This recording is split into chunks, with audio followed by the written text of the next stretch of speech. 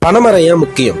வெயில் காலம் வந்தா நொங்கு வேணும், குளிர்காலம் வந்தா கல்லு வேணும், குடிக்கிறதுக்கு நிலத்தடி நீர் வேணும், சுகரை குறைக்க பனங்கிழங்கு மாவு வேணும், சூட்டை தணிக்க பதனி வேணும், சுவையா திங்கிறதுக்கு பனவெல்லம் கருப்பட்டி வேணும், குழந்தைங்க பாலுக்கு பனச்சக்கரை வேணும், பசுமையா வாழறதுக்கு பல மரங்கள் வேணும். இது எல்லாம் வேணும். ஆனா இது எல்லாத்துக்கும் ஒரு காரணமா இருக்கிற பனைமரம் வேணும். 10 பனைமரம் ஒரு கிணற வத்த விடாது. மொத்த பனைமரம் ஒரு ஊரையே வத்த விடாது. பனையால மனுஷனுக்கு மட்டும் ஒரு வீடு, ஆனா பனைமரம் தான் பல உயிர்களுக்கு பெருவீடு. பனைமரத்துல பறவைங்க கூடு கட்டும். கட்டின பறவைங்க பல விதைய காடா மாத்தி காட்டும். கருவேல மரமும் காடா கிடக்குது, ஆனா பனைமரமும் ஒத்தையில தவிக்குது. வாரி வாரி எடுக்கிற மண்ணெல்லாம் பணம் வேறால புடிச்சதுன்றத மறந்துட்டோம் நம்மெல்லாம். இன்னைக்கு காசு கட்டி வாங்குற ஏசி காத்து அன்னைக்கு பனைமரத்தோட ஓசி காத்து தான் ஏசி காத்து. சுனாமியை தடுக்கிறதும் பனைமரம் தான், சூறாவளியை தடுக்கிறதும் பனைமரம் தான். பனைமரத்தோட வளர்ச்சியை வச்சுதான் ஒரு ஊரோட வளத்தையே கணிப்பாங்க.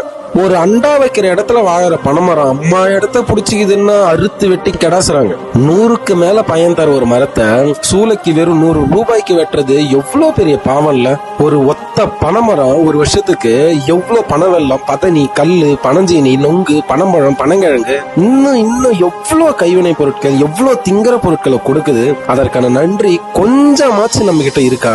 பாலைவனத்துல கூட வளர்ற பனைமரம் பாவம் இந்த தமிழ்நாட்டுல பட்டு போகுதுன்றது எவ்வளவு அவமானம். அடுத்த தலைமுறை சாக போகுதுன்றத புரிஞ்சு பனைமரம் வெறும் மரம் மட்டும் இல்ல, அது இயற்கையை கொடுத்த வரம்னு